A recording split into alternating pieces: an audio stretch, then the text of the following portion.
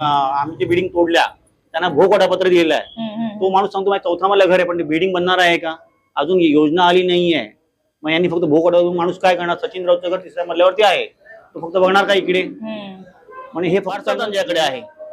हे मग दुसऱ्या ठिकाणी करायची गरज काय आहे? आणि त्यांना वसई विरारचं काय माहिती आहे? ते इकडे आलात, त्यांना वसई माहिती आहे का काय झालेलं आहे?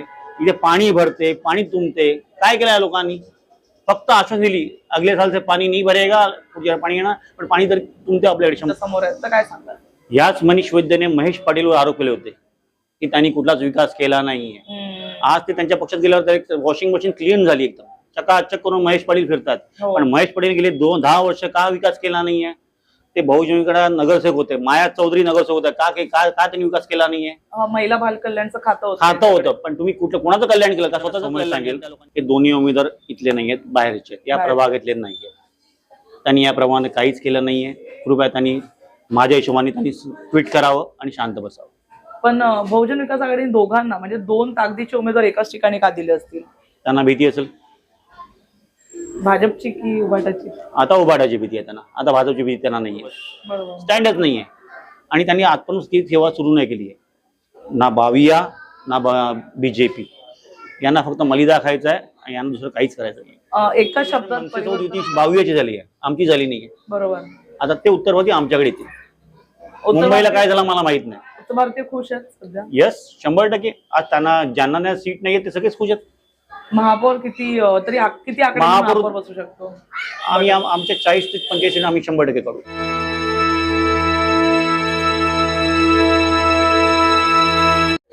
नमस्कार, आता आपण विरार पूर्वेला प्रभाग क्रमांक 4 मध्ये उपस्थित आहोत. जर आपल्याला माहिती असेल तर आम्ही तुम्हाला सांगू इच्छितो की येणाऱ्या 7 ते 8 दिवसामध्ये वसई विरार महानगरपालिकेला आपली नवीन बॉडी मिळणार आहे. तब्बल 10 वर्षांनंतर या निवडणुका होत आहेत आणि या निवडणुका अतिशय अटीतटीच्या आहेत. तिरंगी लढत ही वसई विरारमध्ये पाहायला मिळते. एका बाजूला उभाटा, एका बाजूला भाजप आणि एका बाजूला येते बहुजन विकास आघाडी. एक देशाचा मोठा पक्ष, एक वसई विरारचा मानला जाणारा, एक हाती सत्ता ज्यांची वर्षापासून होती बहुजन विकास आघाडी. आणि महाराष्ट्रामध्ये सध्या ज्यांचं नाव गाजते ते ठाकरे बंधू आणि उद्धव बाळासाहेब ठाकरे यांची शिवसेना. गेल्या अनेक दिवसांमध्ये आपण पाहिलं असेल विविध बदल हे प्रत्येक पक्षामध्ये होत आहेत. काही नाराज कार्यकर्ते पक्ष बदलत आहेत, काही नाराज कार्यकर्ते अपक्ष उभे राहत आहेत. परंतु एक व्यक्ती आपल्यासोबत आज अशी आहे ज्यांनी भाजपातून थेट उभाटा गटामध्ये पक्षप्रवेश केलाय आणि या पक्षप्रवेशानंतर त्यांनी थेट प्रभाग क्रमांक 4 ची त्यांना उमेदवारी मिळालेली आहे. आपण आज संवाद साधणार आहोत सचिन राऊत यांच्यासोबत आणि जाणून घेऊया हा संपूर्ण प्रवास, राजकीय प्रवास कसा होता आणि प्रभाग क्रमांक 4 ला घेऊन त्यांचा विकासाचा प्लॅन काय आहे. कारण गेल्या काही दिवसांमध्ये जर आपण पाहत असू तर राजकीय गोंधळ सुरू असताना आपण जेव्हा प्रभाग क्रमांक 4 बद्दल बोलतो तेव्हा प्रभाग क्रमांक 4 चा हा महत्वाचा जो विभाग येतो तो एका बाजूला अतिशय डेव्हलप्ड असा मानला जातो, स्टेशन जवळचा मानला जातो, जेणेकरून अतिशय विकसित परिसर पण येतो. आणि एका बाजूला जो आहे तो कुठेतरी अविकसित परिसर असा आपण म्हणू शकतो, स्लम्स असा म्हणू शकतो, जेणेकरून सुशिक्षित, अशिक्षित किंवा सर्व जाती धर्म पंथाची लोक या विभागात, या प्रभागात जे आहेत ते वसलेले आहेत. त्यामुळे आता आपण सचिन राऊत यांच्याकडून जाणून घेऊया नेमका प्लॅन काय आहे, विकासाचा प्लॅन काय आहे. सर नमस्कार, अभिनंदन सर्वप्रथम तुमचं, कारण उमेदवारी तुम्हाला मिळालेली आहे उभाटा गटाची. तर आता काय विकासाचा प्लॅन आहे प्रभाग क्रमांक 4 चा? प्रभाग क्रमांक 4 मध्ये पहिले तर आमच्याकडे जीवदानी कसं मोठं तीर्थस्थळ आहे, तिकडे भरपूर भाविक येतात, पण त्यांना सुविधा शून्य आहेत. फक्त एकच टॉयलेट आहे आणि 10 लाखाच्या वरती पब्लिक येते. त्यांना दुसरी समस्या रस्त्याची आहे, रस्ते छोटे आहेत, गटर नाही आहे. आमच्याकडे जो स्लम एरिया आहे तिकडे पाणी पोचत नाहीये. म्हणजे या लोकांनी कधी विकास केला नाही. भाजपा म्हणते की बहुजनने विकास नाही केला 25 वर्ष, बरोबर आहे. मग आज जे भाजपने उमेदवार घेतले आहेत ते कुठले आहेत? ते बहुजन विकास आघाडीचे आहेत. त्यांनी 10 वर्ष 5 वर्ष ही सत्ता उपभोगली आहे. का त्यांनी विकास केला नाही? त्यांना कोणी थांबवलं होतं का आपल्याकडे? हे मला त्यांना विचारायचं आहे. तुम्ही म्हणता जर शिटीने विकास नाही केला मग तुम्ही काय केलाय? तुम्हाला 6 वर्ष दिलं होतं ना मी, तुम्हाला कोणी थांबवलं होतं? आणि आता इलेक्शन सुरू लागणार तेव्हा तुम्ही सगळे नारळ फोडतायत की आम्ही 4 कोटी रस्ते करणार, आम्ही 16 कोटी आम्ही ब्रिज करणार. तुम्ही जेव्हा राजेने आमदार इथले आले तेव्हा त्यांनी ब्रिजचं सांगितलं मी 4 महिने ब्रिज चालू करू, नारंगीचं ब्रिज. अजून त्याला 6 वर्ष अजून ब्रिजचं काहीच काम नाहीये. मग यांना जनतेने हाकलून दिलं पाहिजे, माझं असं म्हणणं आहे. पण आता ज्या प्रकारे आपण असं म्हणतोय म्हणजे आमदारांचं जर आपण बोललो गेलो तर जे उमेदवारीचं नाराजी नाट्य होतं त्याच्यामध्ये आमदारांमध्ये पण वाद आहेत आपापसात भाजपमध्ये आणि मला तर आणि पैसे देऊन तिकीट वाटली असते, कारण जे निष्ठावंत होते ते सगळे सोडून गेले त्या लोकांना.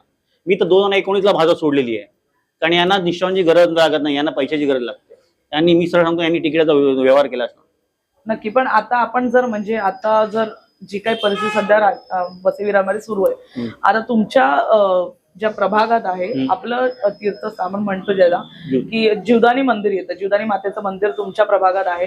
जीवदानी मातेच्या मंदिरापर्यंत जाण्यासाठी देखील रस्त्याची नीट सुविधा नाहीये. आजूबाजूला जे काही घाण आहे त्याची स्वच्छता पण रोजच्या रोज होत नाहीये. तर तीर्थक्षेत्र म्हणून त्याला मानलं जातं. अनेक भाविक नवरात्रीमध्ये तर लांब लांबून येत असतात. काय सांगाल त्याबाबत? कशी त्याची तयारी कराल? त्याची तयारी अशी आहे की त्या लोकांना क्लस्टर डेव्हलपमेंट पहिली आणली पाहिजे, तेव्हा हे रस्ते मोठे होतील. जसं मुंबईत छोट्या छोट्या गल्लीमध्ये तुम्ही मोठे टॉवर दिले, पण त्यांना डेव्हलपमेंटसाठी दिलाय ना. इथे पण तेवढे 5-6 FIs द्या किंवा तिथे क्लस्टर डेव्हलपमेंट करा, बरोबर, तेव्हा हे रस्ते मोठे होतील. त्यांना TDS हे करा किंवा त्यांना काहीतरी उपाययोजना करून त्यांना एक पुनर्वसाहत करा ना. इथे तशी काही योजना नाही आहे. मी मध्ये बीजेपीचं भाषण बघितलं की आमची बिल्डिंग तोडल्या, त्यांना भोगवाटापत्र दिलेलं आहे. तो माणूस सांगतो माझ्या 4था मजला घर आहे, पण बिल्डिंग बनणार आहे का? अजून योजना आली नाहीये. मग यांनी फक्त भोगवाटा माणूस काय करणार? सचिन राऊतचं घर 3ऱ्या मजल्यावरती आहे, तो फक्त बघणार का इकडे? म्हणजे हे फक्त जुमला आहे, या काहीच करणार नाही ना. आम्ही जेव्हा येऊ महापालिकेत, आमची पहिली डिमांड आहे क्लस्टर डेव्हलपमेंट चालू करा. बरोबर. मुंबईला आहे, विरारला का नाही आहे? मुंबई विरारच्या लगत असल्यामुळे आमचं सेकंड हे रस्ते, गटर नाही आहेत. आता या एरियात फक्त गटर स्टॉप होते. माझे मित्र अजय बाबू बोलतील, पुढे गटर वाहतच नाहीये. का वाहत नाहीये? यांनी पुढे कामच केले नाही आहेत ना. फक्त यांनी या लोकांना भस्म्या झालेलं आहे, आधीचे पण आणि आताचे पण. दोघांनाही. एक म्हणतो तो मारल्यासारखं कर, रडल्यासारखं कर. येस 100%. बहुजन विकास आघाडीला सतत भाजपची बी टीम म्हटलं जातं, काय सांगाल याबाबत? बहुजन विकास बी टीम मी सांगण्यापेक्षा दोघांनी हे मिलीजुली सरकार आहे. हे जसं मध्यंतरी हे 3 आमदार निवडून आले बहुजन विकास, यांनी डायरेक्ट सपोर्ट केला. आता त्यांच्या विरोधात आहेत, पडले म्हणून विरोधात ना. म्हणजे हे दुसरं दोघे भाऊच आहेत. फक्त जनतेला उल्लू बनवण्यासाठी आले ते, आणि जनतेने यांना हाकलून दिलं पाहिजे, हे माझं स्पष्ट मत आहे. नुकतेच नितीश राणे आले होते कालच्या दिवसामध्ये, त्यांच्या सभा झाल्या ठिकठिकाणी. नितीश राणेंनी बऱ्यापैकी जे स्लम एरिया होते त्या ठिकाणी जाऊन बरीच अशी वाक्य म्हटली जी मुसलमान बांधवांना खूप त्रास देऊन जाऊ शकतात. त्याच्यामध्ये सर्वप्रथम होतं की आम्ही गोल टोपीवाल्यांना उभं करणार नाही, हिरवे साप आम्हाला नको. त्यानंतर शिवसेनेचे मंडप जिथे होते तिथे म्हटलं गेलं की हे हिरवे साप पाळतात. त्यानंतर आम्ही वी लव मोहम्मदवाले आहोत, महादेववाले आहोत, वी लव मोहम्मदवाले नाही आहोत, वी लव मोहम्मदवाले समोर आहेत जिथे शिवसेनेचं मंडप होतं. तर काय सुरू आहे हे सगळं वसई विरार? बघा, ते धर्माचं राजकारण करतात, आम्ही नाही करत. आज माझा जो एरिया आहे, सुराम पार्क म्हणा, जीवदानी पाडा म्हणा, इथे वर्षानुवर्ष मुसलमान लोक राहतात. त्यांची 4थी का 5वी पिढी असेल आपल्याकडे. ते कसे गद्दार झाले? यांच्यामध्ये फक्त हिंदूंनी जगायचं का? हे सेक्युलर राष्ट्र आपलं आहे ना. बाबासाहेबांनी सगळ्यांना संविधान दिलेलं आहे. यांच्या म्हणण्याकरता मुसलमान नको. अरे पण ते इथले स्थानिक आहेत, गेले यांचे 4 ते 5 पिढी इथे जन्मलेले आहेत.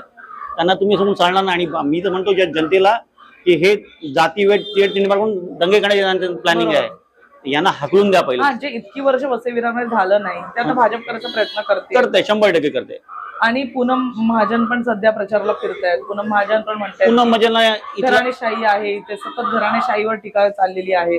तर माझं हे म्हणजे त्याच्यावर हितेन ठाकूरांनी टीका केली की पूनम महाजन ह्या पण घराणेशाहीचाच प्रोडक्ट आहेत. 100% वारसा त्यांच्याकडे आहे.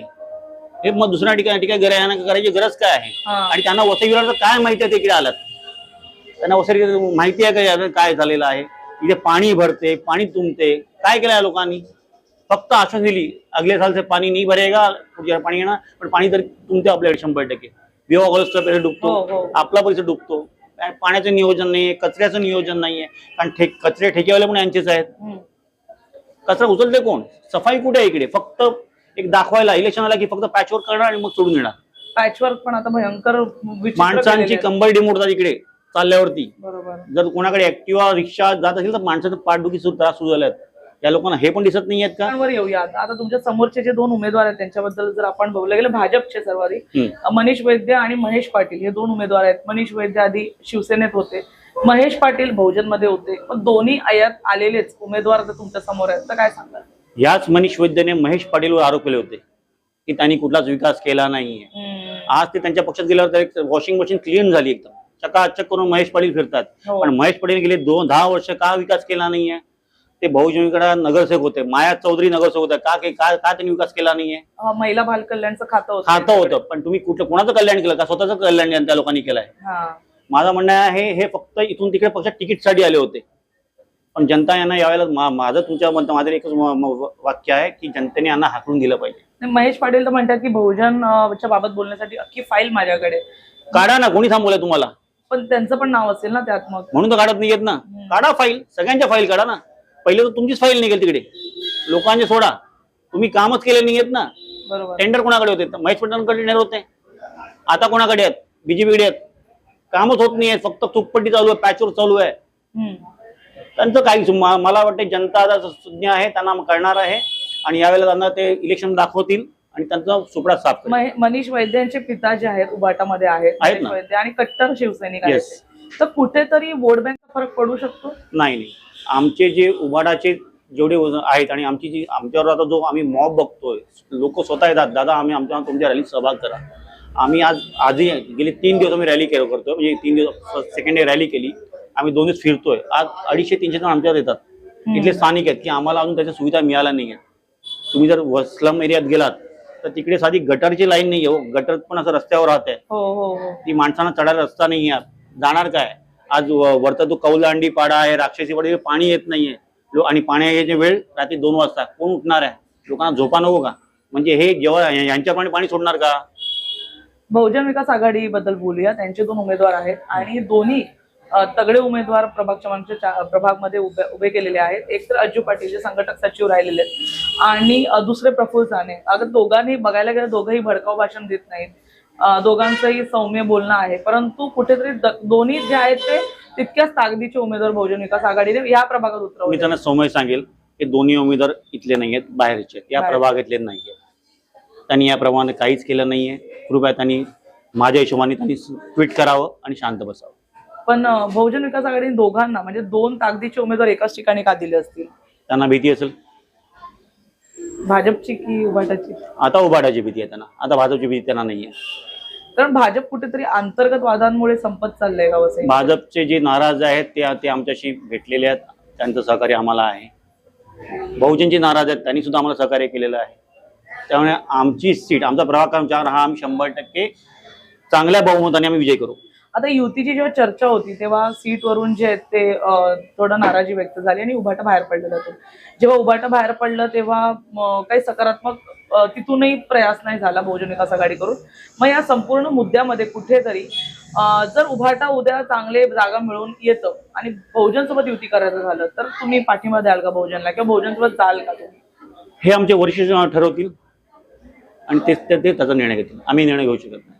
नक्की. महिलांसाठी सध्या काय विकास प्लॅन? महिलांसाठी आम्ही बचत गट, यांनी जी बचत गट बनवल्यात त्याच्यामध्ये त्यांना कुठलाही रोजगार मिळत नाही, फक्त नावाला बचत गट केलं. आम्ही जे बचत गट करू त्यात त्यांना रोजगार देऊ.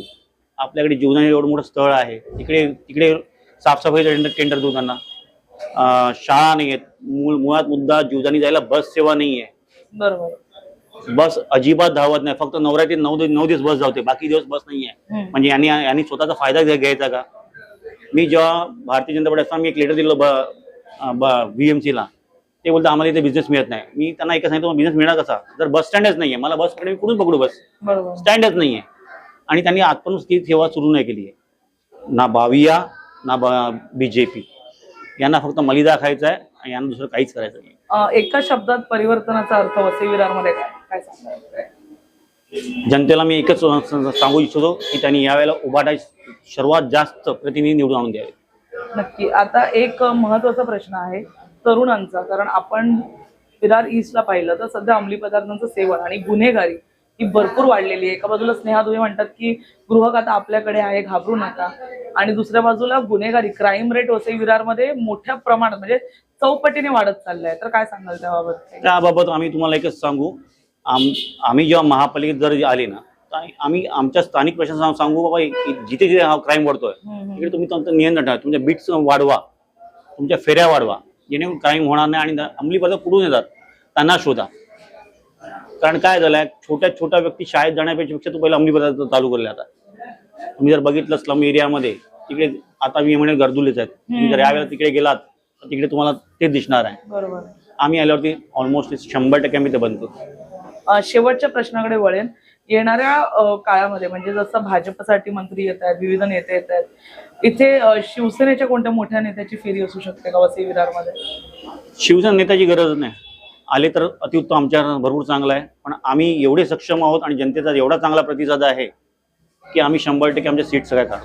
आणि आले तर उद्धव साहेब आले तर आम्हाला भरपूर छान वाटेल. उत्तर भारतीयांचा कसा प्रतिसाद आहे? कारण सध्या मनसेसोबत युती झाल्यामुळे मुंबईमध्ये थोडाफार फरक वसईमध्ये नाही पडणार. कारण इथे वसई विरार मनसेसोबत युती 22ची झाली आहे, आमची झाली नाहीये. बरोबर.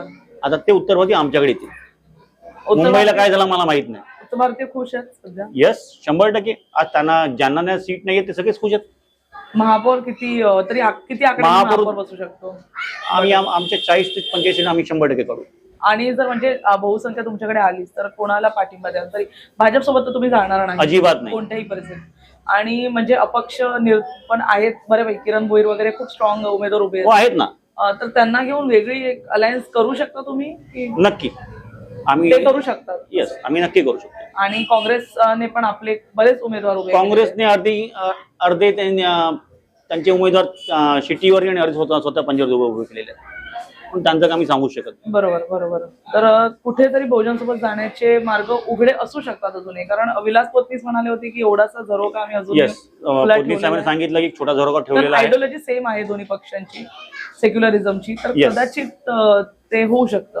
हो, भगव्या रंगाचा वापर बीजेपी कडून खूप मोठ्या प्रमाणात केला जातोय निवडणुकीमध्ये. दिखावा ते करणारच ना, त्यांना दिखावी सवय पडलेली आहे. दिखाव करून होत नाही. जनतेच्या शिवसेनेकडून चोरल्यासारखं वाटतं का तुम्हाला कधी कधी? नक्की नाही. ते असे पण जुमले आणि चोरच आहेत. मी तर त्यांना चोरच म्हणेन. मी त्या पक्षात 3 वर्ष काम केलेलं आहे. त्यांना कार्यकर्त्यांची गरज नाही, जनतेशी त्यांना काहीच पडलं नाही. आपण निवडून आले, जनता गेली कचऱ्यामध्ये. शेवटचा प्रश्न घेईन. विरार पश्चिमेला एक महिला आहेत, त्यांच्या सोबत बीजेपीच्या आमदारांनी अतिशय गैरवर्तन केलं, त्यांच्यावर ओरडले, त्यांना जवळपास अपमान केला, म्हणून ते पुन्हा त्यांनी शिवसेनेमध्ये घरवापसी केली. तर जे काही चाललेलं आहे सध्या महिलांसोबत, त्यावर काय सांगा? हे तर एकदम निंदनीय आहे. ज्या आमदारांनी केलंय त्यांना त्यांची क्षमा मागावी लागेल आणि मी त्यांचा तुमच्या जाणून निषेध करतो. धन्यवाद सर. जसं की आपण पाहिलं की प्रभाग क्रमांक 4 मध्ये एक महत्वाचं स्थळ आहे, पर्यटन स्थळ आपण म्हणू शकतो, तीर्थक्षेत्र म्हणू शकतो, ज्याला नवरात्रीमध्ये पाहण्यासाठी विविध ठिकाणं महाराष्ट्र नाही तर महाराष्ट्राच्या बाहेरून पण लोक येतात. आणि हे एक जागृत मंदिर मानलं जातं, जीवदानी मातेचं मंदिर, अतिशय प्रसिद्ध, ज्याच्यामुळे विरारची ओळख आहे आणि विरारची शान आहे, ते या प्रभागात येतं. आणि म्हणूनच कुठेतरी बहुजन विकास आघाडीने देखील आपले दोन्ही ताकदवर उमेदवार प्रभाग क्रमांक 4 मध्ये उतरवलेत. हा एक मोठा प्रश्नचिन्ह उपस्थित राहतोय. दुसऱ्या बाजूला बहुजन विकास आघाडीचे दोन्ही ताकदवर उमेदवार ज्यांना आपण म्हणतोय, हे दोन्ही उमेदवार आयात केलेले आहेत. दोन्ही हे भाजपचे नसून हे एका वर्षापूर्वीचे शिवसेना आणि बहुजन विकास आघाडीमधून भाजपमध्ये आलेले, त्यांना उतरवण्यात आलंय. ही रंगत जोरदार होणार आहे, कारण तिरंगी लढाई. आणि जसं आपण ज्या परिसरामध्ये बसलेलो आहोत त्या परिसरामध्ये उभाटाची देखील मोठ्या प्रमाणात ताकद पाहायला मिळते. महापौर नाही बसला, बहुसंख्य आलो तरी एक वेळ बहुजन सोबत जाऊ, पण भाजपाची हात मिळवणी करणार नाही, असा ठाम इशारा आता उभाटाचे उमेदवार सचिनजी यांनी दिलेला आहे. पाहण्यासारखं असेल यांना काळामध्ये उभाटाचे प्रभाग क्रमांक 4 मध्ये किती पॅनल मधून किती सीट्स निघतात, त्याचबरोबर महापौरच्या निकालमध्ये कसा बहुसंख्य वाटा जे ते उभाटा निभवतं. धन्यवाद.